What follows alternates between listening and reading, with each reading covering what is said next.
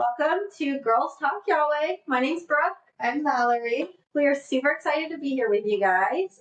We're going to jump right in today. So, our word of the week is delight, and we're going to be focusing in Psalms 37, which just happens to be where our foundation verse for this channel is. Our foundation verse is the fourth verse in this chapter. But we are going to go ahead and read the whole thing and then basically deep dive and break down this chapter. I personally felt like this was a very moving chapter. It talks about several things, but it's literally called Patience and Trust. It's a song written by David, but we're going to go ahead and jump in and read it. Hey, we did not discuss who's going to read what chapters. I say you go ahead, and then what? It's a total of 40. Or so verse 20 y'all. You'll take over? Okay. Do not fret because of the wicked. Do not be envious of wrongdoers, for they will soon fade like the grass and wither like the green herb. Trust in the Lord and do good, so you will live in the land and enjoy security. Take delight in the Lord, and he will give you the desires of your heart. Commit your way to the Lord. Trust in him, and he will act. He will make your vindications shine like the light, and the justice of your cause like the noonday. Be still before the Lord and wait patiently for him. Do not fret over those who prosper in their way, over those who carry out evil devices. Refrain from anger and forsake wrath. Do not fret. It leads only to evil. For the wicked shall be cut off, but those who wait for the Lord shall inherit the land. Yet a little while, and the wicked will be no more. Though you look diligently for their place, they will not be there. But the meek shall inherit the land, and delight themselves in abundant prosperity. The wicked plot against the righteous, and gnash their teeth at them. But the Lord laughs at the wicked, for he sees that their day is coming. The wicked draw the sword and bend their bow, to bring down the poor and needy, to kill those who walk upright. Their swords shall enter their own hearts, and their bows shall be broken. Better is a little than the righteous person better is a little that the righteous person has than the abundance of many wicked. For the arms of the wicked shall be broken, but the Lord upholds the righteous. The Lord knows the day of the blameless, and their heritage will abide forever. They are not put to shame in evil times. In the day of famine, they have abundance. But the wicked perish, and the enemies of the Lord are like the glory of pastures. They vanish like smoke, and they vanish away. The wicked borrows, but does not pay back, but the righteous is generous and gives. For those blessed by the Lord shall inherit the land, but those cursed by him shall be cut off. The steps of a man are established by the Lord. When he delights in his way, though he fall, he shall not be cast headlong, for the Lord upholds his hand. I have been young, and now am old, yet I have not seen the righteous forsaken, or his children begging for bread. He is ever lending generously, and his children become a blessing. Turn away from evil and do good, so shall you dwell forever. For the Lord loves justice, he will not forsake his saints. They are preserved forever, but the children of the wicked shall be cut off. The righteous shall inherit the land and dwell upon it forever. The mouth of the righteous utters wisdom, and his tongue speaks justice. The law of his God is in his heart, his steps do not slip. The wicked watches for the righteous, and seeks to put him to death. The Lord will not abandon him to his power, or let him be condemned when he is brought to trial. Wait for the Lord and keep his way, and he will exalt you to inherit the land. He will look on when the wicked are cut off. I have seen a wicked, ruthless man spreading himself like a green laurel tree, but he passed away, and behold, he was no more. Though I sought him, he could not be found. Mark the blameless, and behold the upright, for there is a future for the man of peace. But transgressors shall be altogether destroyed. The future of the wicked shall be cut off. The salvation of the righteous is from the Lord. He is their stronghold in the time of trouble. The Lord helps them and delivers them. He delivers them from the wicked and saves them because they take refuge in him. That was fabulous. Yes. So the first thing that I felt like we should probably break down is several times throughout it says do not fret. Mm-hmm. And like when I was first reading that, like fret to me is like you just kind of freak out. But when I looked it up, it was visibly or like a state of worry or anxiousness. Yeah. And I felt like that was kind of God saying, listen, you don't need to worry. And like there's another part of the Bible where it says God takes care of the birds and the bees, so why do you need to worry?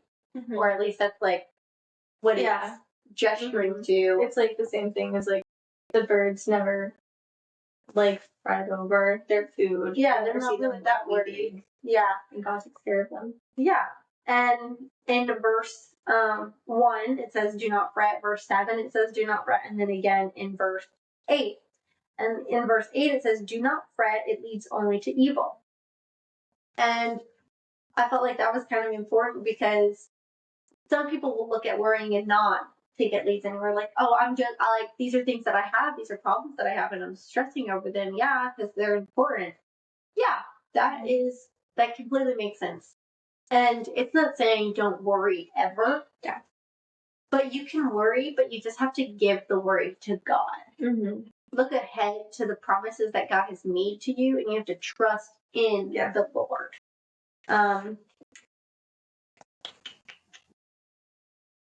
And I felt like fretting.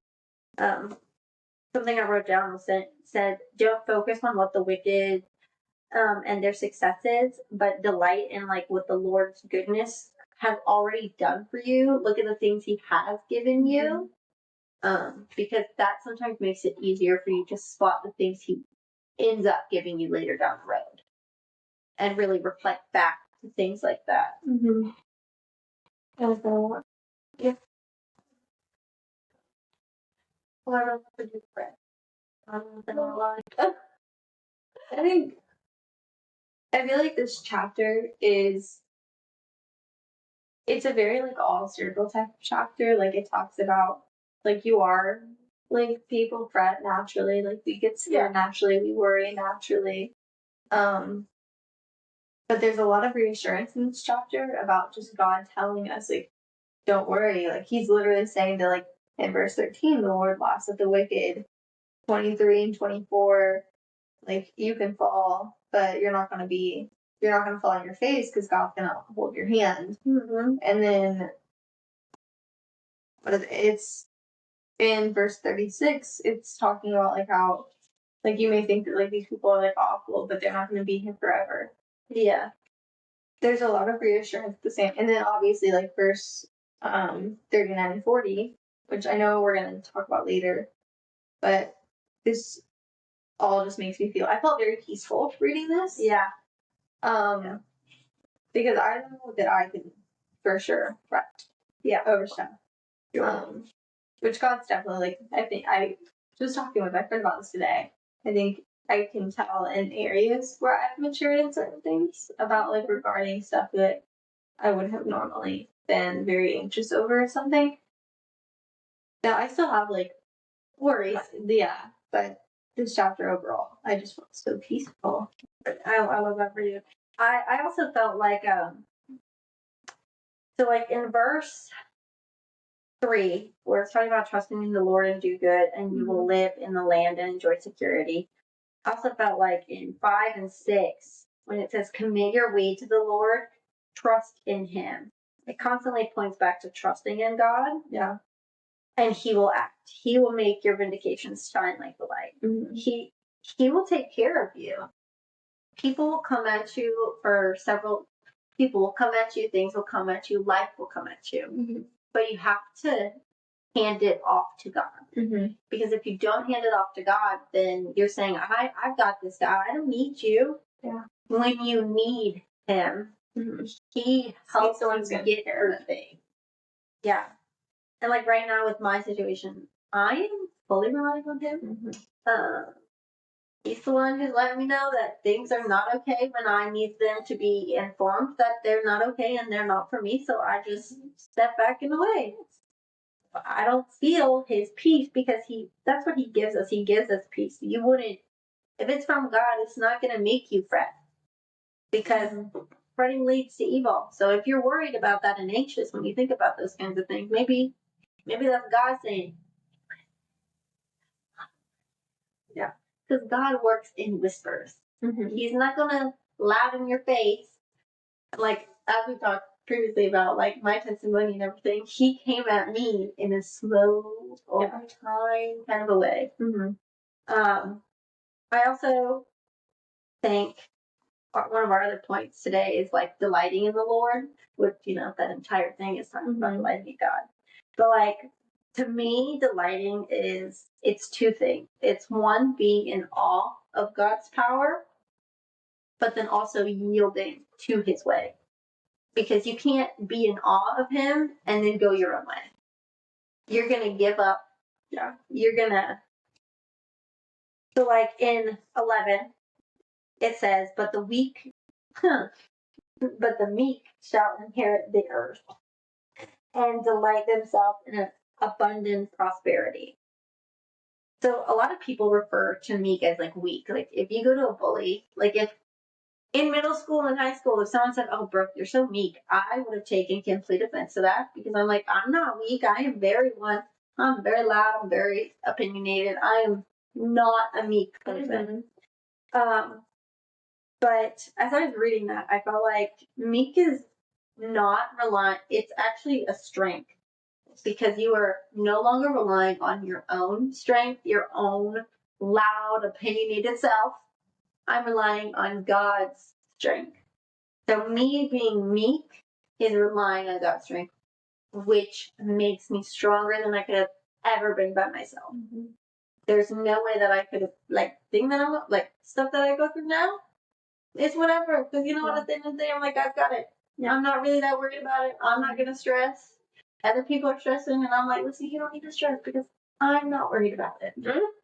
Like if I'm not worried, you ain't gotta be worried. I appreciate it, but yeah. If I'm not worried, and one of the verses that really spoke out to me was 8 when it says refrain from anger and forsake wrath.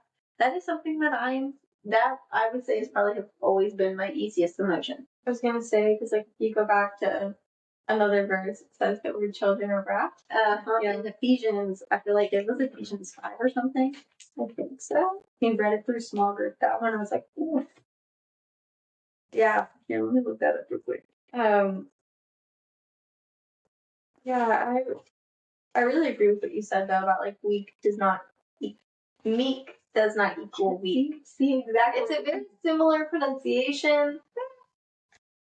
Yeah, and I like that you pointed out verse 8 and like you're going back to refer to Ephesians because I mean this is basically like telling us like to, which is said a lot throughout the Bible, to turn away from our natural, like our sinful nature. Yeah. Ephesians 2, verse 3. All of us once lived among them in the passions of our flesh, following the desires of our flesh and senses, and we were by nature children of wrath, like everyone else. Yeah, no, when we read that in a small group, I was like, I feel like recently, because in Ephesians, there's also, I think it's in Ephesians 8. Ephesians only goes to 6. Oh. I don't know what time I'm thinking of, but it's in Ephesians. It was in the last one we read. In 6? Yeah, or maybe 5, because I pointed it back out. It was talking about to not act as the wicked do, and not to make crude jokes or to use their language. Yeah, she pointed that out in a video that you people saw, that a reel that you guys saw. But the voice. Oh, right. Yeah, I was really hyped about that. Yeah. I can actually use the part where you're like, I think so. Because I was like, listen, bro, we just talked about that. It's Ephesians 5 and verse 4. There you go. As soon as you say it, I finally get there. Just because I was already in Ephesians, I had more time. In verse 7, therefore do not become partners with them. Yeah. Right back to the sons of disobedience. Yeah, mine says, therefore, do not be associated with them. I love Ephesians. That was an awesome read. Honestly, yes. I love Ephesians. I'm super hyped about Philippians. Yeah, because that was fabulous what we read the other day. Yeah, we're totally off topic, but our small group rocks. All right. Well, I feel like this is relating back to Psalms. I love being able to point out the consistency within the messages. Yes. From how it's overall. Yes. It's Old Testament, we're in New Testament. We have it all over that shows how consistent and God is. He's been telling us like how we need to act. And I want you to keep talking about your point for verse 8 about refraining from anger and forsake wrath. Yeah. Where was I going with that? You had just started on it, really. I don't know. Oh yeah. No. I paused because I was looking back to Ephesians. Right. Well, to do. Yeah, but I personally connected with that because that is something that I've always struggled with. Mm-hmm. And then when it cuts to, but those who wait for the Lord shall inherit the land. And it says several times throughout this chapter, like, inherit the land. But, like, what even does that mean? Like, what land are we inheriting from God? Is what my brain would have immediately said. Imagine luscious green. Listen, right on Weatherby, there's, like, this beautiful field. I know my version was stop and take pictures. But to me, inheriting the land is actually, I have to view it as not physical land, but the future that God is promising for me, or He has written for me. Yeah. Because that, I feel like, shows or is showing God enduring providence and His enduring promises for us. Because He makes promises all the time to us. And we just have to pay attention. And He fulfills them as long as you're working with Him. He's not just gonna give you stuff. It's a relationship. It is a dual effort on our part. No, we don't get saved through our works, but you do your work because you love God. And the closer that you get to Him, the more you want to do for Him. I mean, it's like that one person in your life that you want to make proud. It's not because they've ever asked you to do something for them, but it's just, and so like that's why like sometimes I don't like when people say that you need to go out and do this, that you need to be like this, because like it will come naturally. Like it will come to you. Like the closer you get to God, the more that you want to know God, and knowing God does change you so much. If somebody comes to Christ and says, "Oh no, I'm the exact same person," like you haven't met God. Either you haven't met God or you just haven't noticed your changes. Like the other day when, so that's a good way to look at that. Because I don't know, like I don't always notice. I didn't feel like, because I always remember when I do get angry. I always remember when I do snap. I don't always remember when I'm keeping my temper down and keeping it in check because I'm looking for the bad. People naturally look for the bad. People naturally remember the bad more than they remember the good. It's way easier. So easier because it impacts you more. Like there are times where like my sister and brother will mention something that happened in childhood that's super duper happy, and I'm like, I got no recollection, none. But there are certain things that I can remember that happened in my childhood that just really made me feel bad, or was really just hurtful. And I had a great childhood. I loved my childhood. I had a fabulous childhood. But the things that I remember are the not so great over the great, which is sometimes sad. But back to delighting in the Lord. So sorry. So there were several verses in here that talk about delighting in the Lord, as we can tell. But I loved, of course, 4, our foundation verse. Take delight in the Lord, and He will give you the desires of your heart. And that could definitely be hardcore misconstrued. Yes, it can. Which is why I absolutely love it that that's our main foundation verse. Because if you truly love God, then what your heart's desire is to do His word. Yeah. There is nothing at this point. Like, I can truly say there's nothing that I want more than to do God, whatever God has to do. Like, I love the idea of being a mom. I love the idea of being a wife. I love the idea of having this awesome career. Whatever God has in store is what I want. Like, because I've done my way. My way bombed, my way egged my face. It was just bad. So we just didn't need to do that no more. We're moving on. We're trying to go better. And God's plan is better than anything I can imagine, better than anything that I could actually accomplish. I also loved 7. Be still before the Lord and wait patiently for him. Do not fret over those who prosper in their ways, over those who carry out evil devices. I love the be still before the Lord and wait patiently for him. Because I have always been a go person. I was in Walmart earlier today, and I was going. And the guy who was at the end was all like, go. He's like the one who checks the receipt. He's like, you going somewhere fast? He's like, listen, I got places to go, people to see. And it was super cute, and we made a funny joke, but it was good. And then I also really liked 9. But those who wait for the Lord shall inherit the land. And again, that's looking towards not actual land. Yeah, maybe you might get land, which would be really nice. But it's looking forward to the gifts and promises of God. The fruit that you're going to bear for God because you're working on your relationship for God. Also, 23 and 24. Our steps are made firm by the Lord. When he delights in our way, though we stumble, we shall not fall headlong, for the Lord holds our hands. I loved all of it, but I really loved when he delights in our way. I love that because who doesn't want to make God happy? Like, I want God to delight in what I'm doing. I want him to be like giggling. Yeah, be like, oh, I'm so proud of my girls. Like, that's awesome. You guys go. I love that thought. That is something that super makes me happy because then there's also, the Matthew chapter where it's all like, go from me, I do not know you, and that's just petrifying. No. Yeah.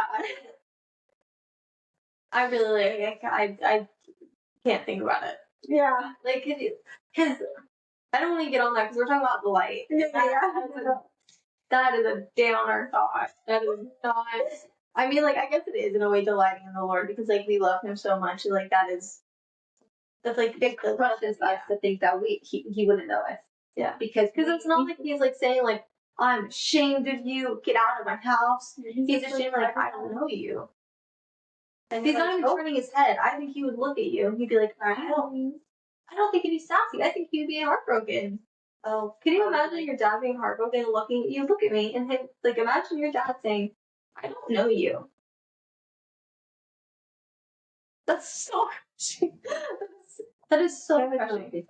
No, I'm tearing up right now thinking about, like, my dad saying that to me. I was tearing up thinking about the joy God has for me.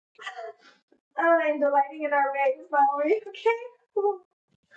Yeah, no, it's definitely impactful. And it's so different. But in all honesty, I don't worry about it anymore. Oh yeah. Because especially as a new Christian, I definitely worried about it because I was like, what can I do? Because it also talks about don't be lukewarm. Yeah. And I have a song that's like literally starts off like something about not being a lukewarm Christian. Spit you out. I love that. It was so good. I love that song. It's more of a hip hop song, but it's broken. But yes, though we stumble, we shall not fall headlong. The Lord holds us by the hand. I also love that part because it's saying, yeah, we might fall. Yes, we're going to fail. We're people. We're not perfect. We're not Jesus. We are Christians, which I should have out. I'm not going to say that because I don't have all the facts. There you go.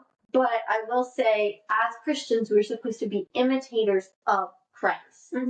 Like, we're Christians. We're supposed to be Christ-like. And in doing so, it's nice. We're not going to be perfect. We're just trying to be like God, like Jesus. We're aiming to be like him. We will fall. So if you are looking for what is a Christian supposed to be, turn to the Bible. Yeah. Go to the Bible. Look only at Jesus. Everyone else in the Bible failed at some point. Everyone else in the Bible screwed up. But you know what? God still loved them. Look at David. He's the one who wrote the majority of Psalms. Not the editor. he is locked Did he in not the bed. kill his best friend? Or his wife? I don't know if it was his best friend, but I think it was somebody. It was someone he knew. Yeah, somebody he knew, but he saw Bathsheba bathing, and he watched her bathe, and then he got her pregnant, and then he tried to make it look like her husband got her pregnant by making him come back home, but he was like, oh no, I can't even sleep with my wife because all my men are out on the battlefield, and it's so not fair that I'm here. So then he couldn't even pass it off like that. So then he just sent him straight to the front line, pulled all the other guys back, and he fell. He fell a little bit. He tripped up. Oh yeah, stumbled. And I mean, like, there's in Psalm. Well, I mean, like, following. But I find a little bit funny that verse 37, mine says, he will not forsake his saints. And then it goes into the chapter. Where verse 38 says, do not forsake me, O Lord. But David's literally acknowledging via the titles, because I haven't just read 38, but yeah, he's saying like God is gonna forsake his saints, but God, please don't forsake me. Yeah, it's pretty. It's very ironic and very good, but like what are we looking for? It was one of the other songs that I read where it's like I feel like I think it might actually be 38. Oh wait, no, I'm at 86. 439, where it's during the time period where he is feeling guilty for what he did, not only to Bathsheba, but then, in like verse 5 and 38, it says, my wounds grow foul and fester because of my foolishness. I am utterly blown down and prostrate all day long. I go around mourning. My loins are filled with burning, and there is no soundness in my flesh. I am utterly spent and crushed. I groan because of the turmoil of my heart. That is following this lovely Psalms about how we should delight in God. But this one was written later in his life. In verse 25, I have been young and now I am old. Yet I have not seen the righteous forsaken. That's nice to know that all of your life, even though you failed, you are, like, he's known as the man after God's heart. Yeah. That is what he is known as. Yeah. And he failed several times. Yes. But he did acknowledge. Yeah. Every single time he like. And that's difficult. Yes. But especially like because he wrote about it, didn't he? About his mistakes. Yeah. So. But yeah, no, he is one who's like, you need to repent. I think he's a good example of what it means, like when someone says like, so if someone does something terrible, they can get into heaven. Yes. If they mean the apology, they've understood how grave their actions were, and they truly repent for it and beg God for forgiveness on something. If it's like terrible, like you murder. Yes. An affair. God's still gonna love them, especially after they like. I'm not gonna repeat myself. I'm not gonna like ramble. Yeah, but you have a very good point. There are horrible people all over this world because there is evil in this world. Yeah. But if you truly accept God, if you truly love God and know that not only does God love you, but Jesus took all your sins, he died on the cross for you. Which, with Easter coming up, I've been going to John, and that's a fun chapter to go through. But like, let me come to it real quick. In John, I think it's 17 I was in today, or 6. Jesus, literally, the entire chapter of 17 is Jesus praying for his disciples. And not only does he go through and say, where is it? It says, I am not asking only on behalf of these, but also on behalf of those who will believe in me through their words, that they may all be one. And earlier in the chapter, he's like, they do not belong to the world. Well, let me just skip straight to 15. Yeah. I am not asking you to take them out of this world. He's talking about the disciples because he, in verse 11, was all like, Holy Father, protect them in your name that you have given me so that they may be one as we are one. And then in 15 it goes, I am not asking you to take them out of the world, but I ask you to protect them from the evil one. He's asking God twice within 5 verses, protect the people that love me, protect the people that I love, because he loved them.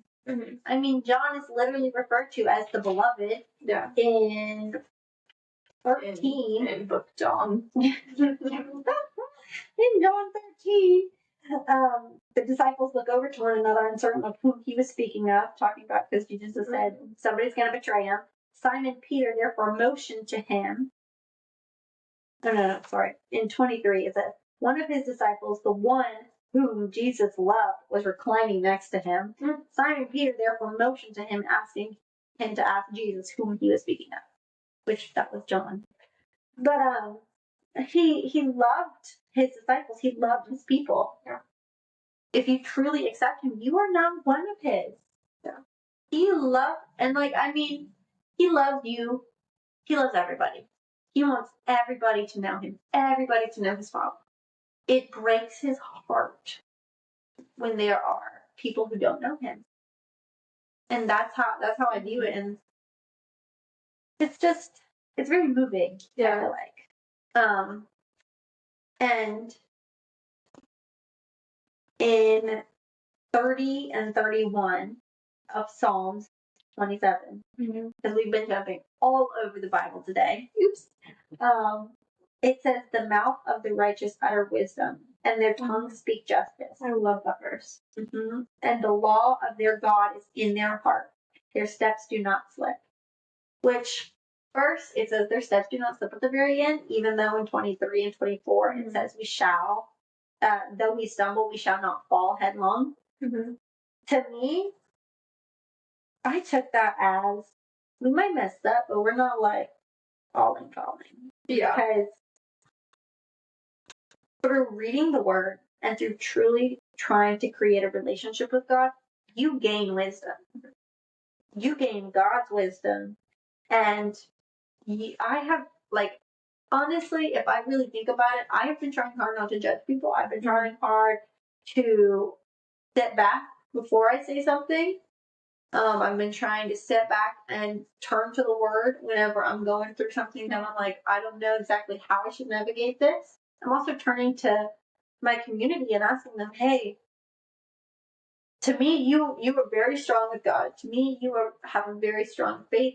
I'm not sure how to approach this with somebody. Can you help me? And I turn first to God, and then I get to my community, because God works through other people as well. But I just really like that, because I love the fact that it says the law of their God is in their heart. And that's what I want. I want everything that I can get out of this Bible, I want God to speak through the Bible into my heart, and I just want it engraved there. Yeah. I want, whenever I'm worried, whenever I'm stressed, God's word right there. Yeah. He's got me. I don't want to fret. I'm having a bad day. I'm not feeling great. I want to be able to automatically just be in awe of who God is. I want to be in awe of him all the time. And sometimes when the world throws stuff at you, you have to step back, and you have to take control of yourself and take control of your thoughts. Because the self-control necessary to turn away from those things and refocus on God is what you really need to do, and really trusting in God to help guide you through these things. I think I had a little bit of a different take on it. Not necessarily differing on the main point, but more so for verse 31 specifically, the law of God is in his heart, his steps do not slip. I take that as somewhat literal about the literal laws that God tells us that we need to abide, as well as the ones that just follow that naturally.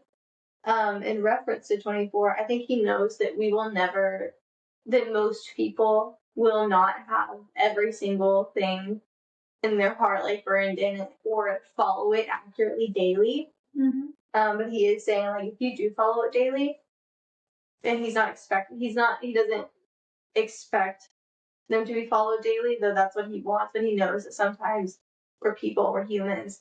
Mm-hmm. That's Jesus did it, so it's possible. And granted, he was also God. Yeah.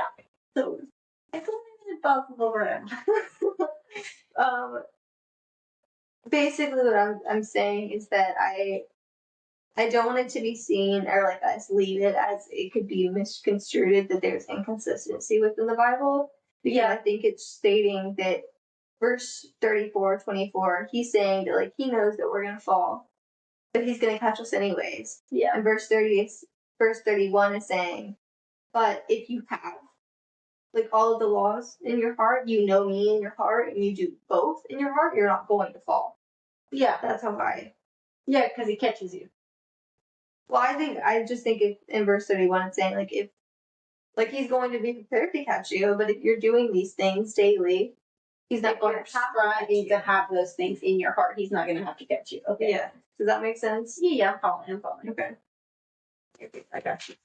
But yeah, no, I think that was good that you clarified that because I don't want like someone to like hear that and be like, well, yeah. and if you need to fact check us, listen. Yeah, absolutely. That's absolute. Let us know if we say something that is inconsistent or you find inconsistent, because as we just said, we're not perfect. Mm-hmm.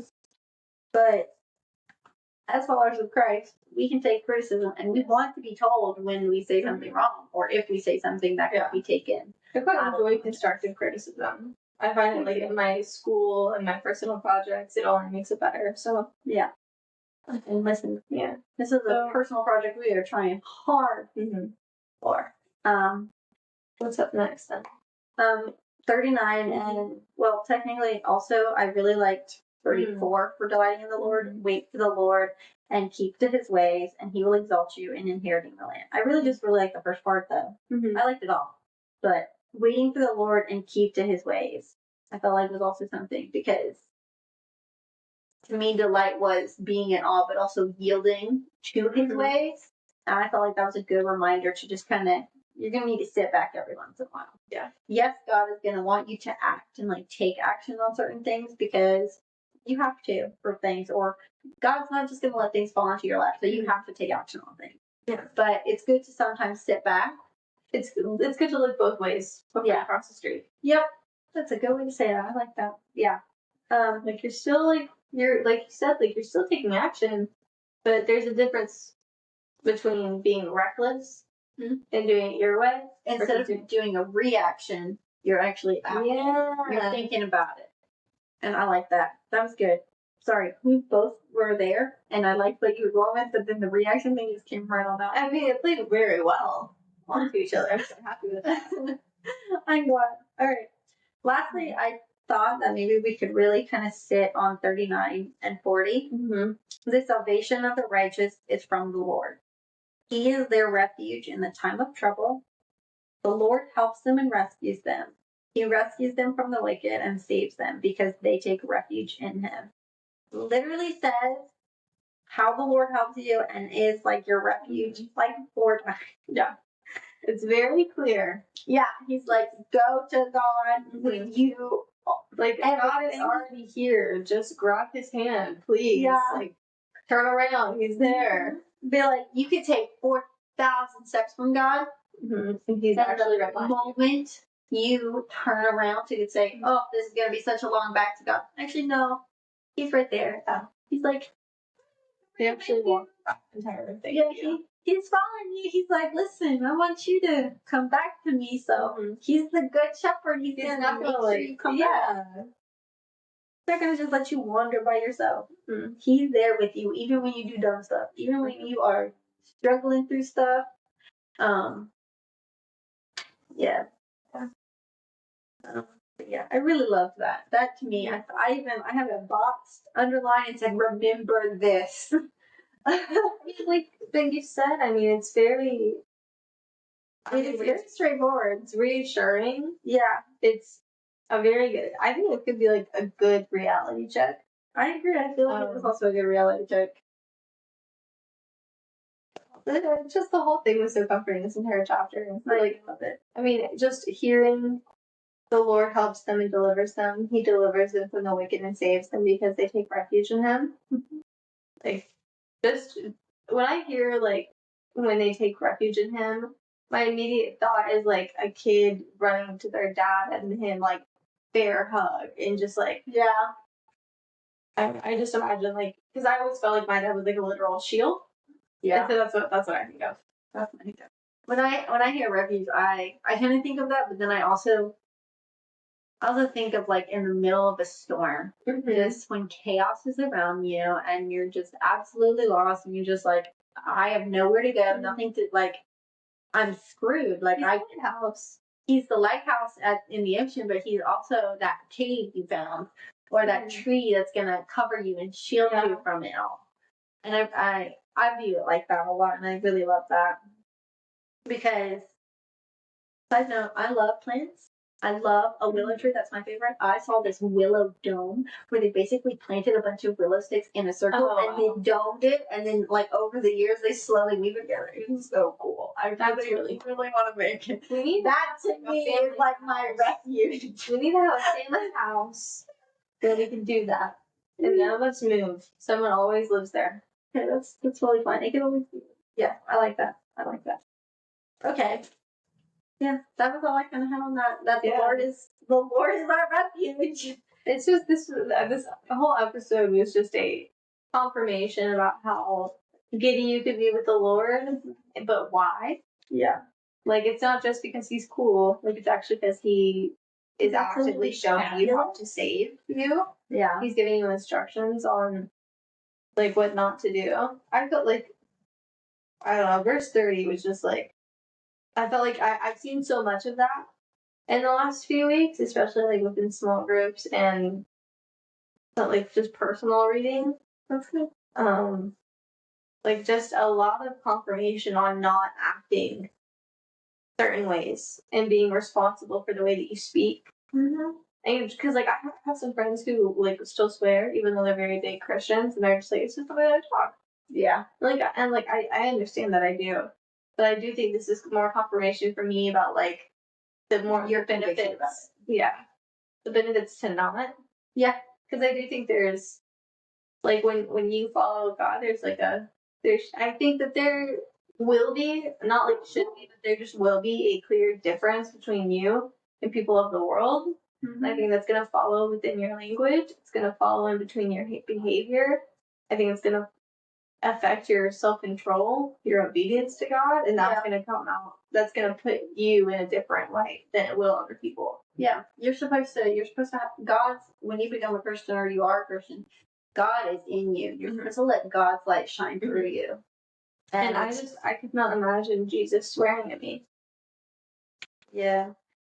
Swearing was one of my big issues. I always had a hard time with it. I swore like a sailor. I started in, like, middle school, so I was like, oh, and every once in a while I still struggle with it. It will slip out sometimes, and then I'm like, okay. And I have to really think about it as they're curse words. Yeah. They're swear words. What I have in what I'm saying is what's in my heart. Yeah. I don't want curses and swear words to be in my heart. And I don't want to, like, judge anyone who does swear or anything like that. I think it will become a personal conviction, but I do think it's pretty clear about, like, using our tongues for your tongue, the better words. Yeah, it refers. I feel like in the Bible it says more that it, like, your tongue is like it's a weapon. It's a sword. Yeah. And it's always talked about being mindful of your tongue. Yeah. It literally says no crude jokes or language like the Ephesians. Yeah. This right now, the mouth of the righteous utter wisdom, and his tongue speaks justice. Yeah. And Ephesians 5, verse 4, entirely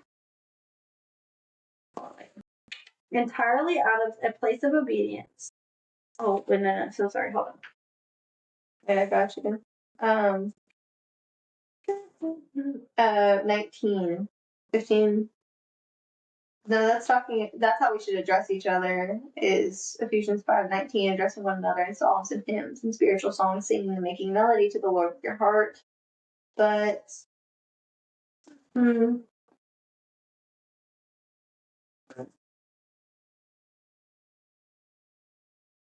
Where are you? I think Ephesians 4. I mean 5, verse 4. That's the one you talked about, right? I get it. Yeah. Mine says, "Let there be no filthiness, nor foolish talk, nor crude joking, which are out of place, but instead let there be thanksgiving. For you may be sure that everyone who is sexually immoral or impure or who is covetous, that is An idolater. I was getting that. Oh, sorry. Has no inheritance of the kingdom of Christ of God." And then verse 6, "Let no one deceive you with empty words, for because of those things the wrath of God comes upon the sons of disobedience." Which is then verse 7, which we talked about earlier. "Therefore do not become partners with them. For at one time you were darkness, but now you are of light in the Lord, walk as children of light." Yeah. Verse 11, I really like, "Take no part in the unfruitful works of darkness, but instead expose them. For it is shameful even to speak of the things that they do in secret." Yeah. Good stuff. Wow. I think we have really dug deep. Yeah. I personally loved it. I just started book 2 of Psalms. Okay. Very enjoyable. I read 41, 42 today, and that was also good. I really liked, and it says deep calls to deep, verse 7. And I also really love, like, it starts off as a deer longs for flowing streams, so my soul longs for you, oh God. We looked for that verse on the episode so hard. When? I don't know, but I remember I was talking about a song or something. I could not find this verse. Okay. I almost cried when I read that there, the first two, because I truly feel like my soul longs for him. Mm-hmm. I have said previously in prayers to him, like, God, I only want you. I like you are my one desire, God. That I really love that. That was very moving. But yes, I think 37 was fabulous. Yes. I really enjoyed this. I did too. I think we should do this like this style more. I agree. I like this a lot. It was good. Hope you guys enjoyed it. I hope you guys you read it yourselves. Yes. And when you Take notes. Take notes, highlight, write in your Bible. I'm a big writer. Like, if you can see in this bad boy, she is written all up in. She's got wavy lines going down. I get real fun with it. I like that. I think it's good to do that. It's almost like you're I don't know, like kind of like making notes on God's letters. Yeah, I'm making it. Yeah, I can write back. Yeah, I really love it. I'm writing back to God. I definitely agree. Like, read it yourself. Maybe like we should have said this in the beginning. Like, read along with us. Yeah, pre-read. Yeah. Pre-read it. That's what I do for my devotionals. I pre-read, then listen to the devotional. And then, like, if you have anything that you really liked, I mean, like, let us know. Yeah, I would love to hear from anyone who listens to this. Yeah. Also, if you read one of the things we read and have a different perspective on it, or drop it. Yeah, that's so cool though to see how so many people hear God's word differently. Yeah. See how it. See, but then that opens up a very dangerous game too. That's true. I wouldn't say like. I mean, like how how God gives it to you. Yeah. One time there was this lady who's like, "Oh yeah, I've read the Bible twice. The first time I read it, I was looking for me. Mm-hmm. The second time I read it, I was looking for God." Mm-hmm. So when you read, make sure you're looking for God, mm-hmm. and then let us know what God showed you. Yeah. I like how that. I like that. I like you so. Show what. Mm-hmm. Tell us what God showed you. Yeah. Oh, yeah. There we go. We're getting there, all right? But I hope that you guys got something out of this and maybe feel a little bit closer to God or more intrigued to get to know God. Mm-hmm. We're just little seed planters. That's what we're trying to do for the Have any recommendations on what you want to hear next? Yeah, just let us know. Yeah. Always like our listeners. We love you guys. We appreciate your support. Also, we have stickers that I don't have right now. I don't either. They're on the side table. Right. But yeah, we got stickers. I posted those, so we saw them. They were cute. We have fabulous supporters who gave us their stickers. Pretty cool. All right, well, yeah. Thanks for tuning in, you guys, and have a lovely week, and God bless. Okay. Oh wait, we gotta pray out. I was getting not wrong. You mentally shouted at me real quick. I think you saw the hands. Probably, yeah. All right, you can pray us out. Okay. All right, ready? Yeah. God, Father, thank you so much for tonight. Thank you for this conversation that we got to have. Thank you for allowing us the time and the ability to read through your word. I felt like we both got really good messages from you out of this, and it was really nice to be able to talk about what you said and your instructions. I pray that the people listening to this really looked to hear you, and they maybe went back and listened to read along. I pray that they were able to really hear you, like really.